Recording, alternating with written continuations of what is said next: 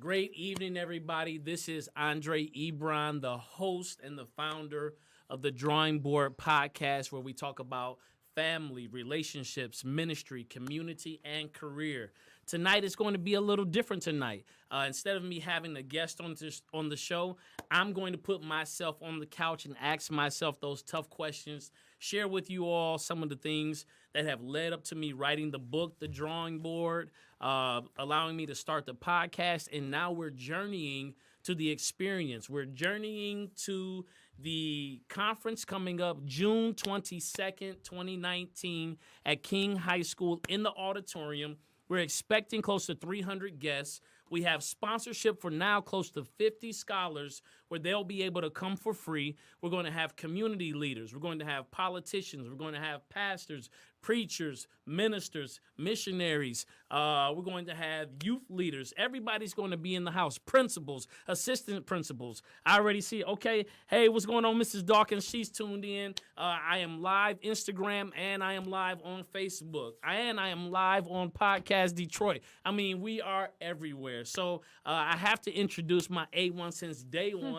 Hello, Kate. How are you? Hello, I'm good. How are you? Oh, I'm excellent. Full of energy, ready. I'm back and fresh off of a conference that I went to over Wednesday through Saturday. I was down in Tampa Bay, Florida, sunny Tampa Bay, Florida, with 39 others of delegates from my particular church.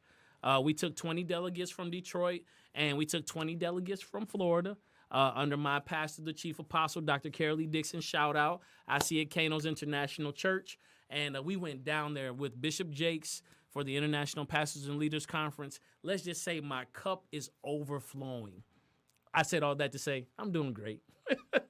And for everybody else who's tuning in now, I'm telling you, listen, when we're on this podcast and I'm giving people an opportunity to either share their product, their service, or their story, it is to inspire, motivate, and transform. I am a firm believer that if you challenge what people think, I've always lived by this principle. I may be able to challenge what you think, but I cannot challenge what you have experienced. Let me say that again. I can definitely debate with you about your thought process, what it is that you believe, the foundation for which you may make certain decisions. We can go ahead and get some intellectual jousting on that. We can exchange principles. But one thing that I cannot challenge is I cannot challenge your experience. And so for so many others in this world, they need to hear what you have experienced. They need to hear what you've overcome. They need to hear about your triumphs and your tragedies. What am I saying? They need your testimony. So that's why we talk about things that are custom to everybody. We talk about faith, which everybody believes something, even if you choose to believe nothing. It is a faith. We talk about family, which everybody has a family or you wouldn't be here. It's either the family you choose or the family you were born into, a family of procreation or your natural family. And I think we learn so much. That's what I believe, Kate. I believe that people either spend their adulthood running from the experiences of their childhood or affirming the experiences of their childhood. So they either had some very challenging things in their childhood, so that is what fuels them in their adulthood, or they had a great foundation and principles that they just live out each day where they are able to take things that they desire, turn it into a discipline, and then it makes life a delight. I just firmly believe that. In fact, I know that for sure. I have been in many counseling sessions, or I have counseled many people who may be 65, but they're still talking about things they experienced when they were 5. So when we talk about family, we talk about faith, and then we get to the R. We get to this thing called relationship. I like to say that relationship is the currency of all social interactions. I'm literally, people are and I can tell, they're either embracing what you have as a person, they're open to receiving who you are, or they're standing there the entire time trying to figure out how to leverage who you are for what it is that they desire to do. So all that to say, faith, family, relationship, and then ministry. I call it ministry. Let me give you another word. Ministry is that ecclesiastical term where you're thinking about churches or you're thinking about places of worship. But ministry, another word for ministry is service. So to all of my people who are serving every single day, I want to pause. I love two particular sects of people. I love human service workers, for all of my social workers, all of my counselors, all of the people that are working diligently on the grassroots level or at an executive level to impact the lives of children and families, whether it's near here in the metro area of Detroit or other urban areas or across this nation or this world. If you are doing work that is positively impacting the lives of others, I want to salute and shout out to you. And then I love educators. Everything in this life that you will ever do, you will learn at the hand of someone else. Even if it's something that you are self-teaching yourself, you are garnering that knowledge or that ambition from somebody else. I know somebody says, oh, Ebron, what about that intrinsic motivation that you talk about? Yeah, definitely that intrinsic motivation has to be there, but it even has to be activated by being in the presence of someone who sees that in you. A lot of times we don't activate who we are in God, activate who we are because someone hasn't been in our environment to place a demand upon that gift or that calling or that anointing in our lives. So I'm shouting out to all of my educators. What's an educator? Somebody who will put themselves in a position to not just teach. We're thinking about teaching from the standpoint of I have some content, I have some information that I need to deliver to you so that you can understand mathematics, science, social studies, English language arts. No, what I believe teaching really is, I believe teaching is cultivating the gift on the inside of the other person, and the medium that you're using to cultivate those natural giftings happen to be those subject matters. So I always, when I talk to people that are going into education, people who are, looking to be teachers or administrators, if you don't love people, if you don't believe in the natural innate ability for someone to journey from where they are to where God has destined for them to be, if you can't get into the muck and the mire of helping someone develop their personal character, then you need to reconsider your profession of teaching. And I say that with the utmost respect because a lot of times we go into career pathways based upon this ideal picture of, what it may be like. But the day-to-day work is getting in the personal development of who this young person will be. And even for those who are teaching at the collegiate level, is getting a chance to deal with that person who may come in with a little bit of ambiguity about, what will my professional life look like? And then as they grow and develop as young people in college, like being able to always consistently believe in them no matter what type of behavior they may present. When we talk to our staff at Dawson Elementary Middle School, shout out to Dawson, Miss Dawkins and Principal Brown and Miss Horton and all of the other teaching staff. Oh, my partner in crime, Miss Troop, who happens to be the culture facilitator there. Like we endeavor each day to start fresh and anew. You want somebody else to see you with fresh eyes. So I encourage you to see everybody else with fresh eyes. If you see them from the past, their past experiences, if you see them with the behavior that they carry, it makes you ineffective. That's one of the main reasons. Yes, it provides that person the opportunity, the grace, the ability to start over. But what it also does is it taints your ability to be effective. If you start each day with the past in your, not just your rear view, but in your front view, then it taints your ability to be effective. And I always pray each day, Lord, make me effective today. So I said all that. And here's something else that I would like to share is the drawing board is just, it's not even a fraction. It is literally just a glimpse into my life. And it is a powerful, thought-provoking testimonial that challenges the reader to examine their life and reimagine the possibilities. I've always been a possibilities perspective person, and I never really spent a lot of time talking to people who would always present the challenge or the problem to me. Like my encouragement to you is like you have to believe that it is possible. When I was down in Tampa Bay, Florida, Pastor Craig Rochelle talks about you have to change within your mind what you believe is possible. And the Bible clearly talks about that with man it is impossible, but not with God. For with God, what? all things are possible. And then it journeys on to talk about all things are possible to them that believe. Believe what? Believe that you have something greater in front of you, that there's a bigger picture, that your past is not the end of your story. Like, literally, think about that. How many people are living with their past being the last chapter of their story? Every time you talk to them, they're always talking about the good old days, or they're referencing some type of experience that you had in order to build a connection. Like, I love those people, but I don't spend a lot of time with those people because I'm talking about being forward focused, to be strategizing for our future, not just reflecting on our past. The only thing that the past can offer me is a lesson.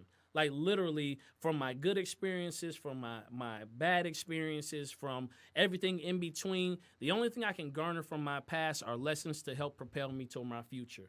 I love you, but I can't stay there. Like, if we keep rehearsing that, that means that between the last time we had that experience and the time that we're talking now, we haven't generated anything new to talk about, which means that relationship is not growing, thereby, actually, that relationship, hey, it's stagnated. And I'm telling you, if you've ever been around, I'm at my heart, I'm a country boy. I grew up in Fort Wayne, Indiana. I fished. We did some hunting. I had a garden every year, and that's why I think I don't garden now. So, Lisa Angel Smith, I know you're talking about that plant-based. I know it would be more healthy for me, but I was scarred as a child when I had to garden every single year. And for those of you who garden, you know exactly what I'm talking about. You have to go out there and break up the ground. You have to go out there and turn the ground over. You have to get your till and you have to till the ground. You have to get ready to make the rows. You have to plant your seed. You have to water it every single day. And then when it's harvest season, it's such a busy time. You're going out there and you're harvesting everything that you have put out there. And in Indiana, it was so funny. We had a huge fence around our garden, but people used to jump the fence to try to steal our collard greens, our mustard greens and turnips, and it was hilarious that, you know, a lot of times when you work hard, and this is a transferable principle, when you've done the work and you've chopped up the ground and you've turned over the ground and you've pull the night crawlers from the ground, those worms to go fishing so that you can eat. And you've done all this work, and then somebody looks at your work and they say, oh man, he's done all the work and I'm just going to go and take from his harvest. Listen, I know you might get upset, you get mad, but one thing I want to share with you is that is wasted energy. The only thing that you need to do is learn how to protect your harvest better.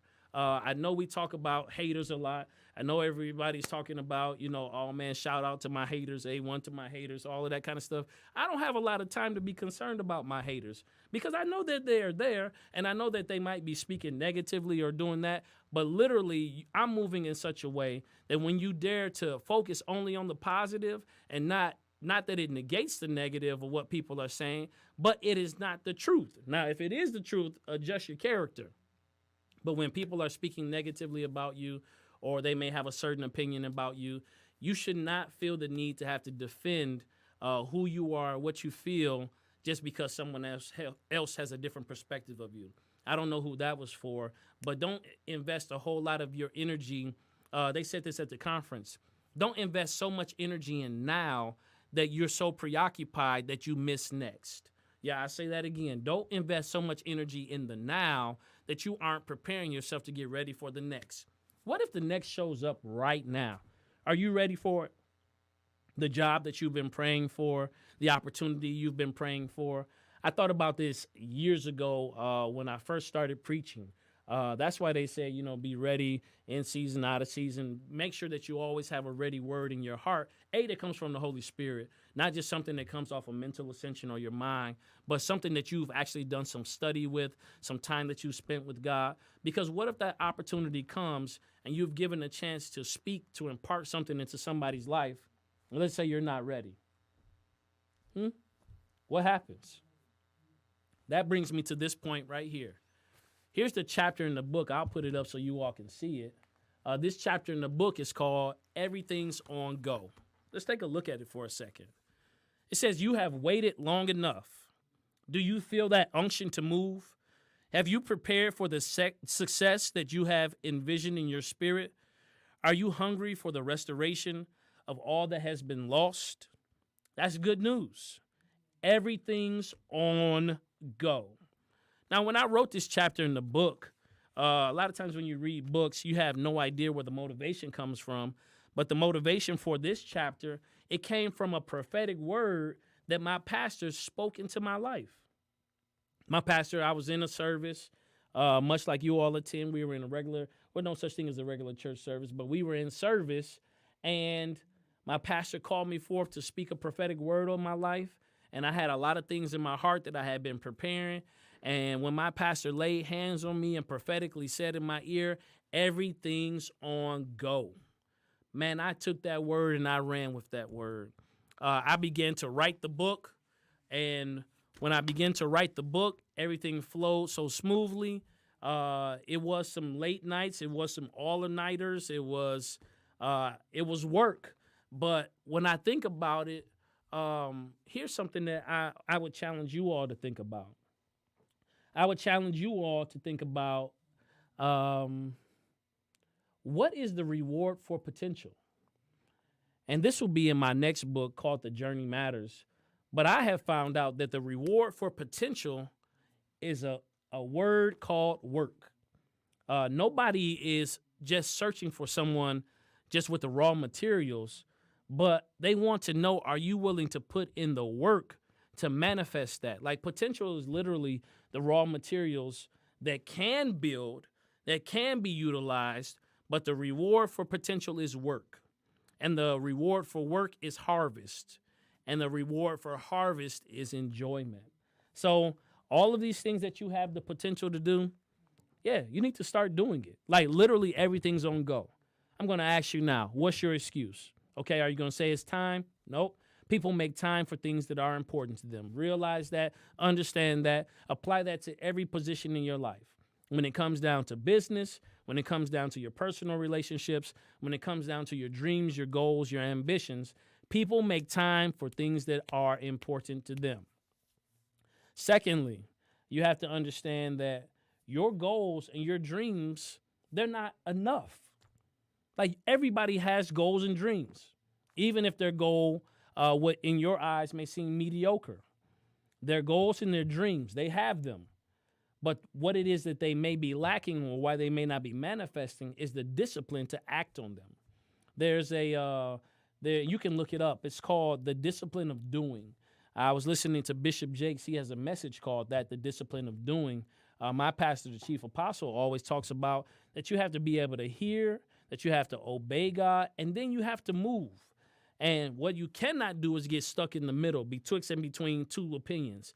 One day you are disciplined and you're on it. The next day you are slacking and lacking. The next day you are affirming everything great about you. And then the next day you're not even focused on any kind of affirmation. The next day you are eating totally healthy and you got your broccoli and all of your vegetables. And then the next day you're eating, I won't even think of anything negative, but you're eating all the things that are unhealthy for you. And that's why you keep getting stuck in the middle, because there's a lack of discipline. Like I told, I was on with Shane last week and we were talking about stepping. Like, I understand this additional couple pounds that I have on me, it's a lack of discipline. I need to get out there and run and exercise.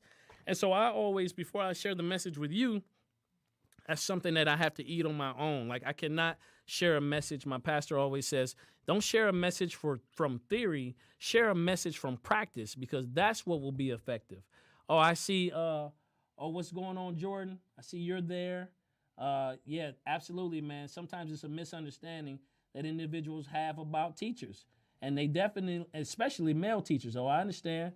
Oh, my dad just joined in. What's going on, Pops? Good to see you, sir. And let me see who this is.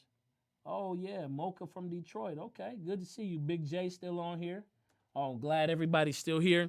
So, yeah.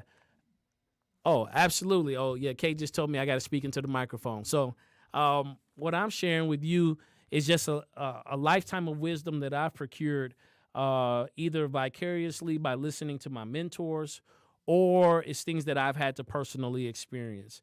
I've always been one to be very observant. I like to watch things. I like to watch people. I like to watch environments, so that I can learn from them.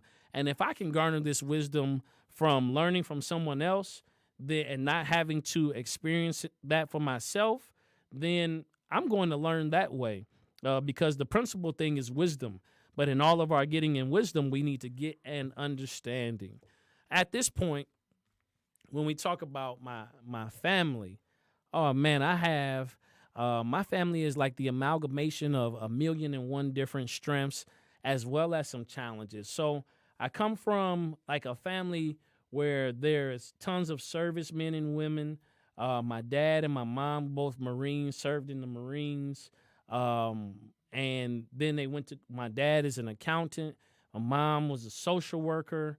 And so like having the balance of like people who worked very hard, who were like very industrious and very disciplined. So like the bar was set very high for me as a young person, because it was built upon their sacrifice. And I think that's why I went so hard and I continue to go so hard. And that's something that's in my rear view. I was just thinking about that. I would love to hear you all's thoughts about that. A lot of times my drive, even now, yes, my own children and my wife, those are like my motivators and the things that add fuel to my fire. But one of the things that I always wanted to make sure that I did was I wanted to make sure that my mom knew that her sacrifice was well invested. And so when I get ready and I may feel tired sometimes, like I literally think about my mom working 2 and 3 jobs to afford me the best education that she could afford me. The other day, I was just talking to one of my brothers who I highly respect. And what was funny is that when people don't really know your story, they draw conclusions based upon your present circumstances. And the brother said to me, we were talking about a book that we were going to read. And he shared with me, he said, when you read this book, you won't have a full appreciation for it unless you've really been through something. And I nodded. I said, oh, man, absolutely. And then he went on to say, he said, and so a guy like you that comes from privilege, you may not be able to, essentially alluding to say, I may not be able to appreciate it because his current perception of me is that for my entire life that I came from privilege. And I would like to say, yes, there were some privileges, but it was not privileges as in silver spoons or just always, rainbows, bright skies, but it came from like industrious work, like hard working, middle class parents who just really like left nothing on the table. I talk about in my book, The Drawing Board, particularly about like my mom's sacrifices, the things that she gave up. And I share this for all of the single moms that are out there doing their thing, single parents that are doing their thing, raising their children, sacrificing some of their current goals, aspiration, and dreams. I would say you don't have to release your goals or your dreams in order to raise your children. I think you have to look at life from a greater lens and think about timing. So, for instance, let me tell you, when before my children were born, graduated high school in 3 years instead of 4, graduated college, got my 4 years in, came to Detroit, got a really good paying job. I was working with Southeast Children and Family Development Head Start. Out the gate, I'm 21 years old, married to a beautiful woman, living downtown Detroit, 2 cars, townhome. Man, everything was going excellent. I got enrolled into law school. I was able to successfully complete L1. I was going part-time and working 40 hours. So you would say, oh, man, like that sounds excellent. That sounds great. Then when my wife and I, when we conceived our first child, our daughter, Christian, there were some priorities that had to shift for me. Did that mean that I gave up on my dream? Absolutely not. But when life is a big picture that comes in a short frame sometimes, so like you may miss it, like literally just reprioritizing my goals. And I'm going to be honest, it hurt sometimes when I was like, oh man, I know I could be in law school, knocking it out, doing this. But I literally shifted my priorities because when you have children, their dreams, their goals, their visions become your number one focus.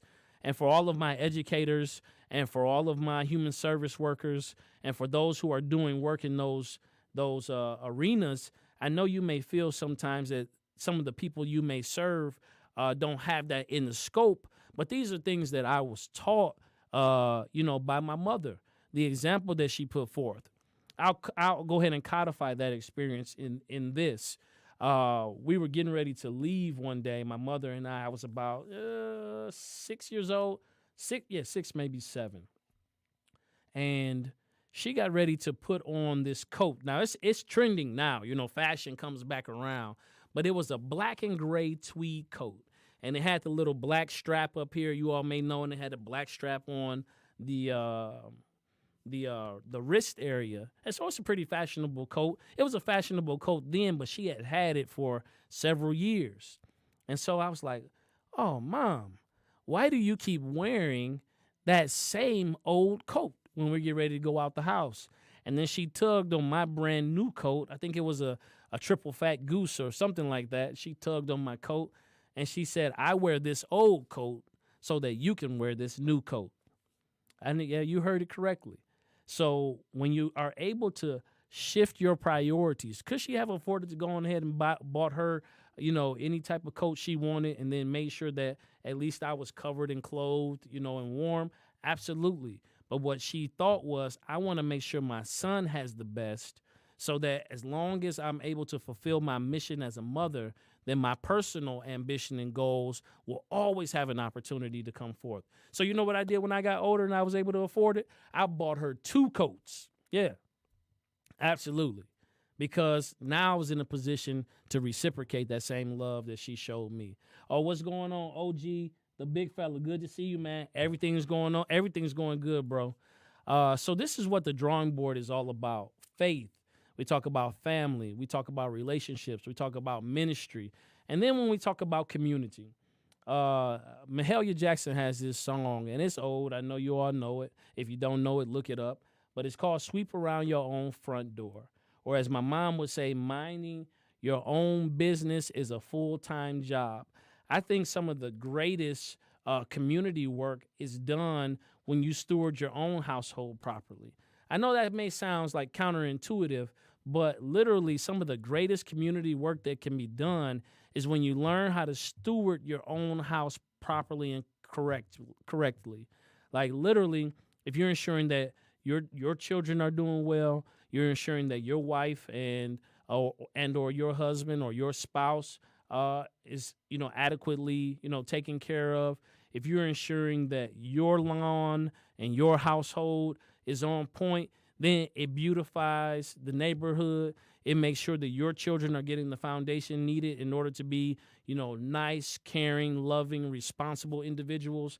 Because a lot of times we try to correct in others what we haven't yet healed in ourselves. And if you have not yet healed that in yourself, I see a lot of people going into the community doing a lot of things, and that's great, man. I'm not knocking that at all. But like, there's nothing you can do to abdicate like personal responsibility or that personal accountability. And when we handle that personal accountability and that personal responsibility, then it affords us the ability to pour out that love on other people.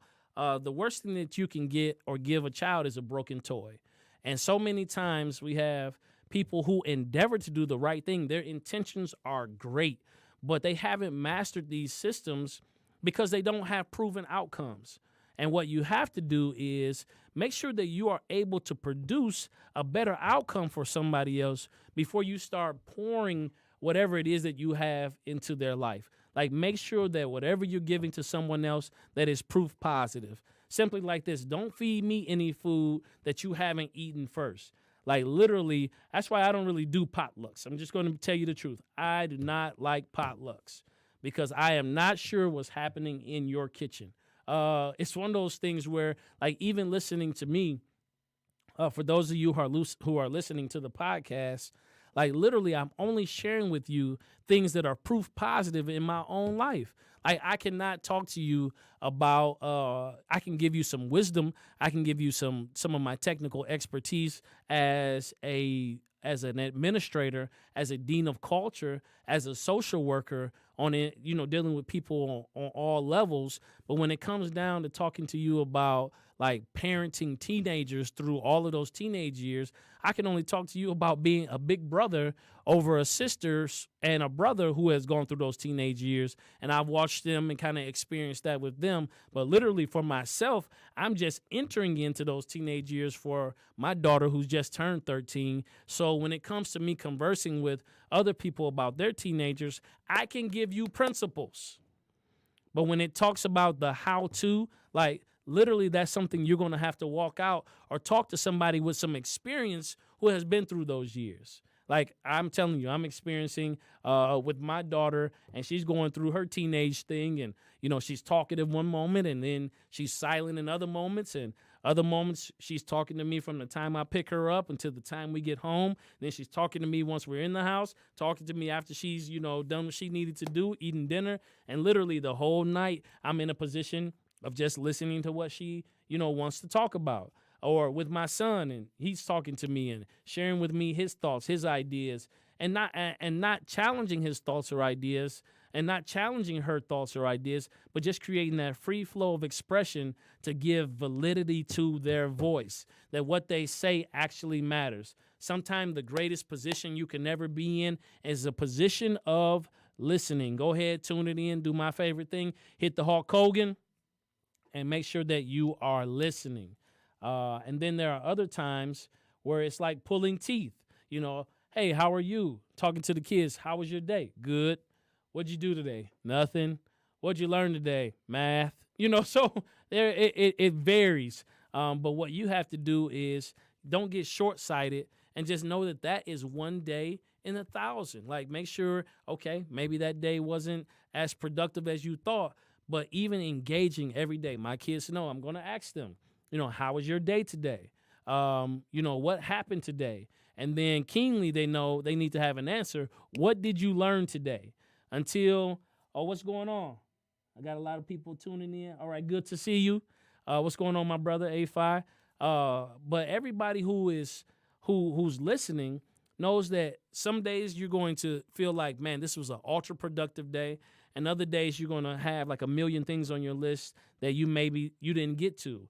But the awesome thing is, as long as God gives you the grace to wake up that next morning, you still have an opportunity to tackle it. So as we continue to move forward on this drawing board, I want to talk to you a little bit about the actual conference.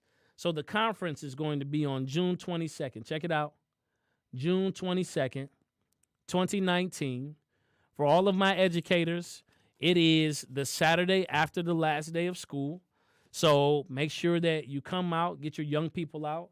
It is the Saturday after the last day of school, and I have some awesome people lined up to be there.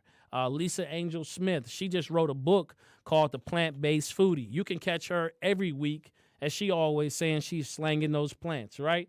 So make sure that you come and hear what Lisa has to talk about. It'll definitely revolutionize and change your life. I believe that.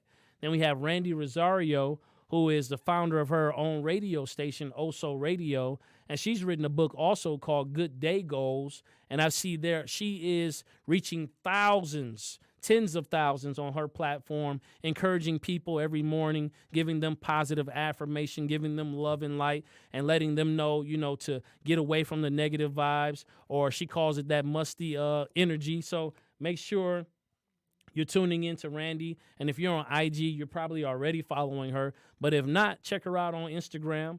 And then my guy, Eric Stefan Thomas, or as you all know him, Eric with the ponytail. That's how a lot of people describe you, my brother. But Eric is everywhere in the city of Detroit and never too busy to have a conversation or to get into some intellectual jousting or debate about other issues that impact other lives. He's also a senior partner at Saga Marketing. Eric and I, we were able to do some work when I was working for a private school in Metro Detroit, and we were working together on the campaign. You may have seen the campaign. We were on transit. We had traditional marketing and billboards. We were on radio. We came up and we were on all of the social media. I love grassroots work. And that's a lot of work, but I love being among the people. So we were at every festival that summer. We were anywhere there were people, we were there. We were doing flyer drops. We were everywhere. And since then, Eric has done some really great things. He's been on TED Talk. He's been a featured speaker out at MIT. He's blowing things away. Very proud of him and all of the things that he's accomplishing. And here's the great news: he'll be at the conference as a conference speaker. Ashley Chesney, the founder of Genius Patch. You may have known her from Literacy to Learn, and you may have known her from Mrs. Ashley. You may know her as Ashley Chesney, where she's making sure that all of her efforts combined, whether it's Ashley Chesney, whether it's Mrs. Ashley, whether it's her work through Genius Patch, where she's impacting the lives of women and children. And you know, the lives of women and children help to shape the nation. So she's literally a nation shaper. I'll say it like that. I don't even know if that is a word to say it that way. But she is shaping the nation with her work through literacy. And she just came back from Ghana, where she was over there impacting the young Ghanaian children.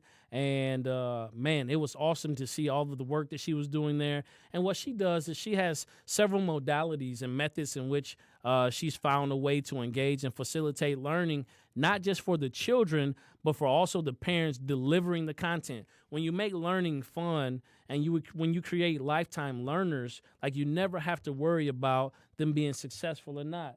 Oh, hey, I see some other people joining in. Good to see you all.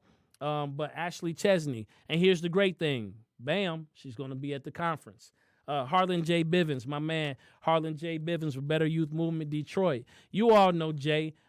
Jay's Fades. He's over there beautifying and making, young people and other people believe in themselves by taking their aesthetic up, taking their appearance up, but also having those tough conversations. One thing Jay always says is that poverty is a conversation. But he also says that wealth is a conversation. And you have to make a decision what conversation you're going to engage in. And so I choose to engage in the conversations about wealth.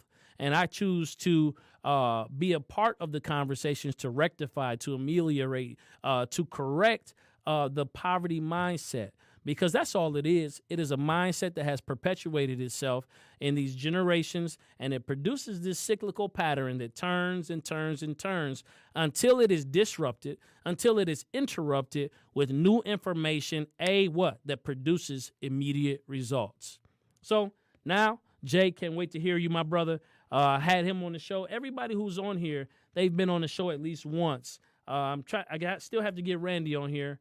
And still have to get Eric on here, but they'll be on here sooner than later. And if you don't catch them on the podcast, you definitely have to catch them at the event. Now, hey, this is my man, Theo Smith III. You better known as Fresh Laundry. I want you, if you're Instagramming me, excuse me, you have to make sure you go on Instagram and follow Fresh Laundry. Now, he's done some art. You should see the one he just did of John Singleton. Within the glasses, listen, you got to check it out. You got to zoom in. He's done an awesome job there. He's done live events. He's worked with everybody from corporations to celebrity clients. He has Fresh Laundry hanging all across this world and this nation. But check him out. He will be there. He will be painting a live piece that day. He will be painting a live piece that day, so you'll get a chance to see his brilliance and his artistry at work. And then last but definitely not least, I will be bringing the closing message from At the Drawing Board Experience about Everything's on Go. The theme of the conference is Everything's on Go.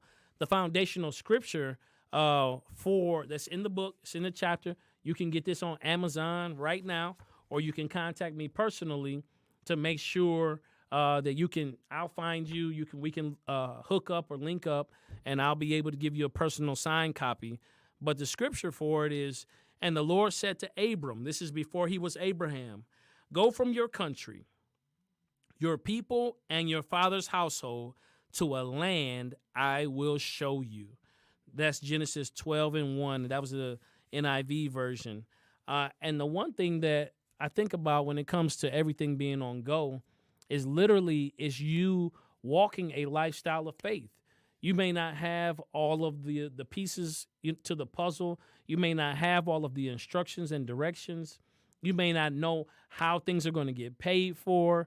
You may not know who's going to be able to be on your, the conference here. You may not, or a conference that you want to throw.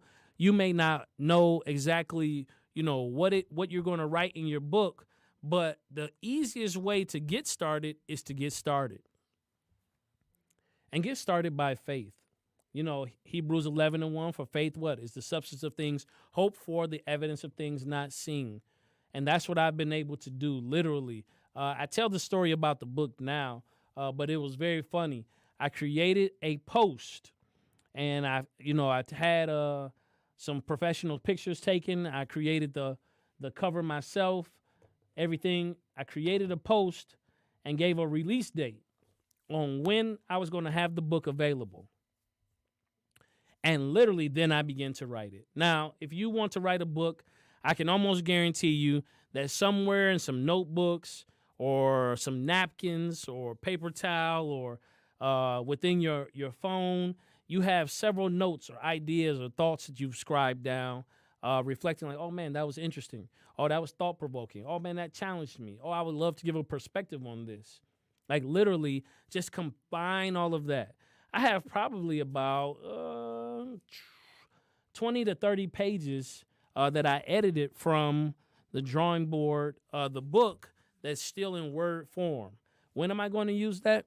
I'm not even sure. But I know that for this book, I wanted to curtail it. I wanted to make it simple. I wanted to give the scriptural principle. I wanted to give a reflection on that principle. Kind of not a study, just a reflection, just touch on it for a second. I wanted to give you a testimony or some life application from it, and then I wanted to challenge you to act. So that's why this book it is 48 pages long. I've had people who have read it twice in a day. I've had people who have read it several times, and they continue to post about it. I have people that continue to buy the book. But literally, that's what it's designed to do. It's designed to challenge you. And so when you are challenging someone, you don't want to give a whole lot of content. You want to give principles that they can apply. You want to make sure that you show them how it's proof positive in your life. And then you want to give them some thought-provoking challenges or some questions to be able to answer so that they can be propelled and moved forward. Here's another thing that I would love to share. Got a lot of great things coming up. One of the things I have coming up, or we just celebrated, my wife just had a birthday on April 25th. I love you, baby. And on the podcast, I want to say happy birthday to you. I have the same birthday as your wife. Oh, wow. So listen, happy birthday to my A1 since day one. Okay. So happy birthday. And we were down in Tampa Bay, Florida on her birthday. So that was easy celebration. It was the opening night down at the conference, and Bishop Jakes preached a message. It was called The Art of Not Knowing. Oh, man, it was good. I'm not going to give away the secrets. You got to go pursue that knowledge for yourself. You can go to the Bishop's Village. Just Google Bishop's Village. It's like $9.99 per month. You get all of those messages, the conference, all of that is in there. It's nothing like being in the environment or the atmosphere, because there was a certain hunger that placed a demand upon what he was sharing with us. But literally, the art of not knowing. Maybe the challenge is that, and I said I wasn't going to share, but I want to share this one point. Maybe the challenge is that you know too much. What do I mean by that? Like when you're getting ready to create your projects, maybe you've made certain assumptions about the people who are going to either participate in your projects or going to consume your product. And maybe that is, you have no factual basis, or you have no, sometimes even anecdotal knowledge. Like literally, when I was doing the work as a director of admissions, like there was so much anecdotal information that we were able to quantify into, some sizable data, but like the feel of the people and living among the people and getting into their day-to-day was a lot different than what the numbers could say. So maybe it is that you know too much and you've limited yourself based upon the prior knowledge or prior experience you have. So that means that your outcome will literally be the same. I approach, there's a poem. It talks about today, this new day, and it's really it's called the Student's Creed. Check it out. And it says, today, this new day, I'm a successful student. Overnight, my mind and body has produced thousands of new cells to give me the greatest advantages possible. I am born anew, revitalized, and full of energy. I am rare and valuable, unique in all the universe. I am nature's greatest miracle in action. I have unlimited potential. I believe in my abilities, attitudes, and goals. I am worthy of greatness because I am an important person because I was made in the image of God. Today, I push myself to new limits. And then it talks about all of this. I use the skills and knowledge and all of this other stuff that it talks about within that student creed. But it talks about I approach each book, each assignment with enthusiasm, happiness, and joy. I thirst for knowledge. Like literally, you have to begin to thirst and hunger after what it is that you want. You want to say, where is that at? The Bible says, they that hunger and thirst after righteousness, tune in for me, what? Shall be filled. So whatever it is that you're pursuing, I see my buddy from Commonwealth. Hey, what's going on, Pastor Tor? Pastor Torian Bridges, Reverend Torian Bridges. His installation month is this month of May. And I'll go ahead and give this brief acknowledgement here. I will be with Pastor Torian and his lovely wife, First Lady Jasmine Bridges, and the Commonwealth of Faith Church family on May 5th, this Sunday. Meet me there. Matter of fact, beat me there. Don't meet me there. He's going to place the address right in the comments here on the Instagram Live, or you can go to his Instagram Live, Commonwealth 313, or you can go to Pastor. He's there on Instagram as well, and his wife has a business called Jasmine Bridges Realty. I'm going to have her on the show. Man, she's been in real estate, I want to say probably now for almost a year or maybe a little less than a year, and I'm seeing her get people, they're closing people who had ambition to get homes and didn't believe that they could, but I'm telling you, listen, she is getting it done. So Jasmine Bridges Realty, check her out as well. So when May 5th, this Sunday, 8 a.m., I'm going to be sharing a life-changing word from the Word of God that will definitely empower your life and give you new perspective on the Word of God. So I want to see you there, and I want to get a chance to shake your hand and to meet you and to exchange contact information with you. Meet me there. As I was saying before I gave the plug there, is you have to be prepared. Actually, I forgot what I was saying at that moment because I was so overwhelmed by the opportunity. My brother is planting a church in Redford, Michigan. And so for all the church planners out there, make sure that you are connected to someone who has done what you're endeavoring to do. Like it's not rocket science. It is challenging. It will stretch you to no end. It will like literally break the mold that you thought that you have. It will take you beyond capacity, and God will just continue to increase your greatness more and more. And you will be able to share that testimony about being a church planter. But please make sure you connect to someone who can inform you on how to create great systems.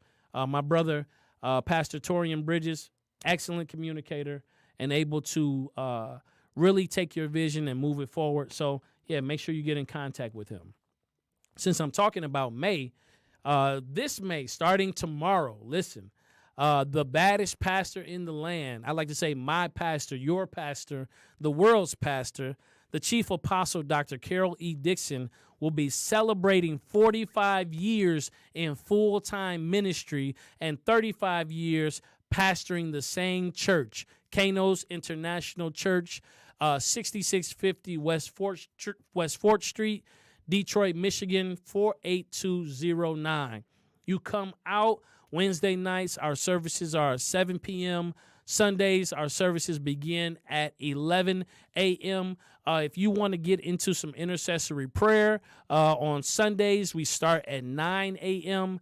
Christian education or Sunday school begins 9:30 to 10:30. bring your kids to Sunday school. If you want them to get those foundational truths that'll give them a foundation to fall back on as they take their journey and to be able to build their life, make sure your kids are in Sunday school. So Christian education, 9:30 to 10:30. And then my pastor comes with a life-changing word at 11 a.m. It is our vision at Kanos. It's a new quality of living produced by a new character in God, therefore bringing forth total change to the total man, body, mind, and spirit, thus making a new people of vision and voice. So this is something that you need to make sure that you hang out with me this month. I'm being blessed. Listen, I am being so blessed by the word that's going on at my church. And I just want you to come out and experience it for yourself. I know you may believe what I say, but I want you to experience it for yourself. With the last 5 minutes on this show, the call to action that I have for you is I want you to go to Eventbrite today. Go to Eventbrite today and make sure you get your ticket to the Drawing Board Experience. It's going to be powerful. It's going to be life-changing. My central goal for this conference is to provide quality information that will take you from inspiration and motivation directly to activation. So you'll go from hearing the words, you'll go from being inspired to literally you can make a decision with the resources that will be out there. Every one of these speakers will have their own vendor table where their goods and their products or their services, or if you wanted to meet them directly, to be able to just shake their hands and just, encourage them as well to continue on this life journey of empowering other people. Like literally, you should be in the house. If you want to be a vendor, make sure you contact me. My email is Andre, ANDRE, .ebron, E as in Edward, B as in Bravo, RON as in November, at ebronassociates.com. Or you can email me at info@ebronassociates.com. That's for booking information. That's for questions about the conference. And then if you want to be a vendor, not a vendor, but a sponsor, every $200 that is given in sponsorship allows me to extend 8 free tickets to youth. Again, I've told you we are 40 to 50 tickets have already been sponsored for youth, and I'm looking to increase that. If I can make this conference totally free for all of the youth to come, man, that would be amazing. And then I'll share with you in my last couple minutes what my vision is for the Drawing Board Experience.